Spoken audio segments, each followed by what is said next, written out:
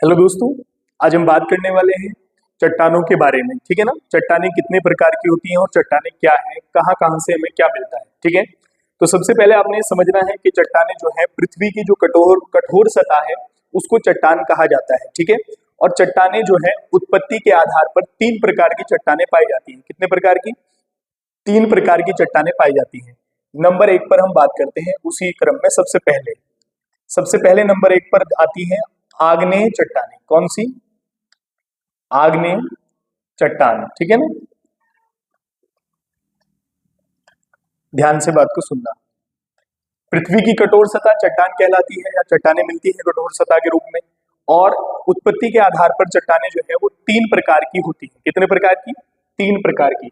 सबसे पहले हमने बात की है आग्नेय चट्टान की। ठीक है। अब आग्नेय चट्टान सबसे महत्वपूर्ण है कि आपको इसके निर्माण का पता हो कि इसका निर्माण कैसे हुआ है। ठीक है ना। तो सबसे पहले आप ये समझेंगे कि इसका निर्माण कैसे हुआ है। ठीक है। तो यहां से आप ये ध्यान रखेंगे लावा या फिर आप याद रखेंगे मैग्मा। ठीक है ना। जो ज्वालामुखी से निकलता है, लावा या मैग्मा के जमने से। ठीक है। लावा या मैग्मा के जमने से इनका निर्माण होता है।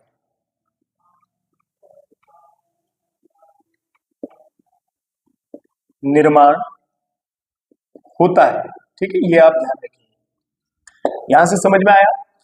हमने सबसे पहले बात की है कि जो आग्नेय चट्टानें हैं इनका निर्माण कैसे हुआ है। तो इनका निर्माण जो है, जो लावा है उसके जमने, जो ज्वालामुखी से लावा या मैग्मा निकलता है उसके जमने से जो है इनका निर्माण हुआ है। अब जैसे यहां से आप याद कर सकते, ये समझ सकते हैं कि एग्जाम्पल के तौर पर किस प्रकार की चट्टानें जो है आग्नेय चट्टानें कहलाती है। तो आप यहां से याद ध्यान रखेंगे। जैसे एग्जाम्पल के तौर पर ग्रेनाइट। ग्रेनाइट को देखते हैं आप, तो ये जो है एक आग्नेय चट्टान का उदाहरण है। ठीक है ना। उसके बाद दूसरा बेसाल्ट। ठीक है। ठीक है। उसके बाद तीसरा डायोराइट। ठीक है। उसके बाद चौथा गेब्रो। क्या है? गेब्रो। ठीक है ना। देखो ध्यान से, यानी कि ग्रेनाइट, बेसाल्ट, डायोराइट या गैब्रो। गैब्रो है ये, गैब्रो नहीं, गैब्रो। ठीक है ना। आदि, ये सब किसके उदाहरण हैं? आग्नेय चट्टान के उदाहरण हैं। पेपर में देखो ऐसे ही आता है, ये आप ध्यान रखेंगे कि ग्रेनाइट किस चट्टान का उदाहरण है। तो ये आपका जो है आग्नेय, बेसाल्ट है, डायोराइट है या गैब्रो है। ये सब जो है किसके उदाहरण है? आग्नेय चट्टानों के क्या है? उदाहरण है। अब देखो ध्यान से, ये जो चट्टानें होती हैं आग्नेय चट्टानें, जैसे हम बात कर रहे हैं इनकी, तो इनमें कुछ धातुएं भी पाई जाती हैं। ठीक है। जैसे तांबा मिलता है, यहाँ पर क्या मिलता है? तांबा, लोहा। ठीक है। टिन, जस्ता आदि धातु मिलती है। क्या मिलती है? आदि धातुएं। ठीक है ना। यानी कि इन चट्टानों में आपको जो है तांबा, लोहा, निकिल, टिन, जस्ता, ये सब आदि प्रकार की धातुएं जो है पाई जाती हैं। और आग्नेय चट्टानों का निर्माण जो है वो लावा, मैग्मा के जमने से हुआ है। जैसे ग्रेनाइट है, ये बेसाल्ट है, डायोराइट है, गैब्रो है, ये सब डायोराइट है, ये सब जो है किसका उदाहरण है? तो आग्नेय चट्टानों का उदाहरण है। ठीक है ना। अब यहां से आप दूसरा देखते हैं। अब हमने बात की सबसे नंबर एक पर जो है आग्नेय चट्टानों की। अब हम बात करेंगे सेकंड नंबर पर अवसादी चट्टान। दूसरे नंबर पर कौन सा? अवसादी चट्टानें। ठीक है। हमने कहा ना उत्पत्ति के आधार पर चट्टानें तीन प्रकार की हैं। नंबर एक पर हमने क्या कहा? हमने नंबर एक पर बात की आग्नेय चट्टान की। नंबर दो पर हम बात करें अवसादी चट्टान की। देखो इसका निर्माण कैसे हुआ है। तो देखो यहां पर एक शब्द आपने इसमें देखा है कि एक शब्द का प्रयोग हुआ है, अवसाद का प्रयोग हुआ है। किसका प्रयोग हुआ है? अवसाद का। अवसाद मतलब ये समझ सकते हैं कि आग्नेय चट्टान के टूटने और फूटने से, ठीक है, या अक्षय, अपक्षय या अपर्दन से, ये शब्द आप प्रयोग कर सकते हैं, इन चट्टानों का निर्माण हुआ है। इसीलिए इनको जो है अवसादी चट्टानें कहा जाता है। क्या बोला जाता है? अवसादी चट्टानें। ठीक है। तो ये ध्यान रखेंगे आप। इसमें हम कह सकते हैं आग्नेय चट्टानों के टूटने फूटने से,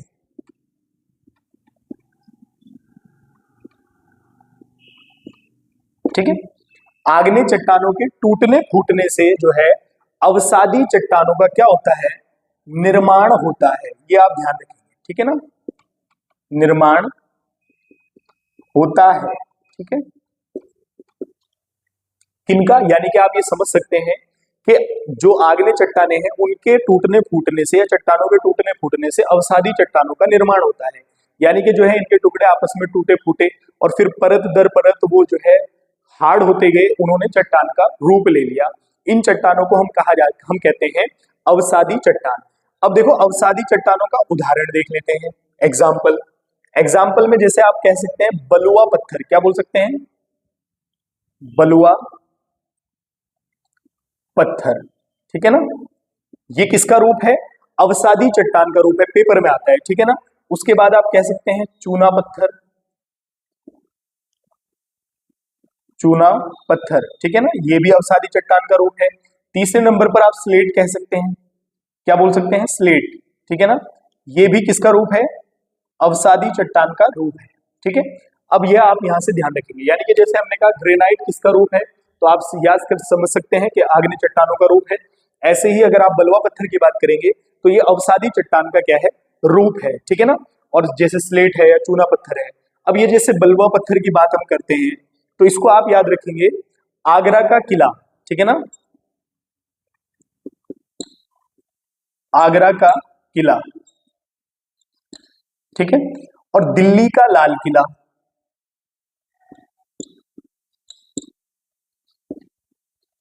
लाल किला, ये सब इनका जो निर्माण हुआ है, इनका निर्माण बलुआ पत्थर से ही हुआ है, ठीक है ना। आगरा का किला और दिल्ली का लाल किला, इसका निर्माण बलुआ पत्थर से निर्मित है, ठीक है ना। दूसरा आप एक छोटा सा पॉइंट और यहां से याद रखेंगे, अवसादी चट्टानों से, अवसाद से आपने याद रखना है कि इनमें जीवाश्म पाया जाता है, क्या मिलता है, इनमें जीवाश्म पाया जाता है, ठीक है। यानी कि आप ये ध्यान रखेंगे अवसादी चट्टानों में जो है जीवाश्म पाया जाता है। और दूसरा एक चीज और आप याद रखेंगे कि ये परतदार होती है, मैंने अभी बताया ना, परतदार होती है, या आप कह सकते हैं कि परतदार चट्टानें या फिर जो है अवसादी चट्टानें एक ही बात है, ठीक है ना। तो यानी कि आग्नेय चट्टानों के अपक्षय और अपरदन से जो है किसका निर्माण हुआ, अवसादी चट्टानों का निर्माण हुआ है, ठीक है। अब हम बात करते हैं तीसरे नंबर पर कौन सी चट्टान आती है, ठीक है। तो बात करेंगे तीसरे नंबर पर कायांतरित चट्टान की, कायांतरित चट्टान, ठीक है ना। अब देखते हैं कि इनका निर्माण कैसे हुआ है, ठीक है, ये आप ध्यान रखेंगे थोड़ा सा यहां से। कायांतरित चट्टानों को सबसे पहले आपने ये ध्यान रखना है कि इनको जो है रूपांतरित चट्टान भी बोलते हैं, क्या बोलते हैं, एक पॉइंट यहां से आपने याद रखना है, रूपांतरित चट्टान भी कहा जाता है, ठीक है ना। यानी कि इसलिए रूपांतरित चट्टान कहा जाता है कि इनका निर्माण जो है वो आग्नेय और अवसादी चट्टानों से रासायनिक अभिक्रियाओं के द्वारा होता है, इसलिए इन्हें जो है इसको रूपांतरित यानी कि रूप है, आग्नेय और अवसाद का रूप ही कायांतरित चट्टान कहलाता है, ठीक है ना। तो ये ध्यान रखेंगे आप, इसका जो निर्माण है, निर्माण के बारे में आपने याद रखना है, निर्माण आग्नेय व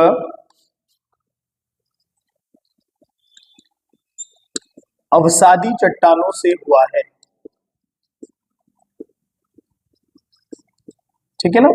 रासायनिक अभिक्रियाओं द्वारा इनका निर्माण आग्नेय और अवसादी चट्टानों से हुआ है, इसीलिए इनको जो है कायांतरित या फिर रूपांतरित चट्टान भी कहा जाता है। तो चट्टानें तीन प्रकार की हमने आपको बताई है, नंबर 1 पर आग्नेय, नंबर 2 पर अवसादी और नंबर 3 पर कायांतरित, ठीक है ना। अब मिलते हैं नेक्स्ट टॉपिक में नई वीडियो के साथ, तब तक के लिए धन्यवाद।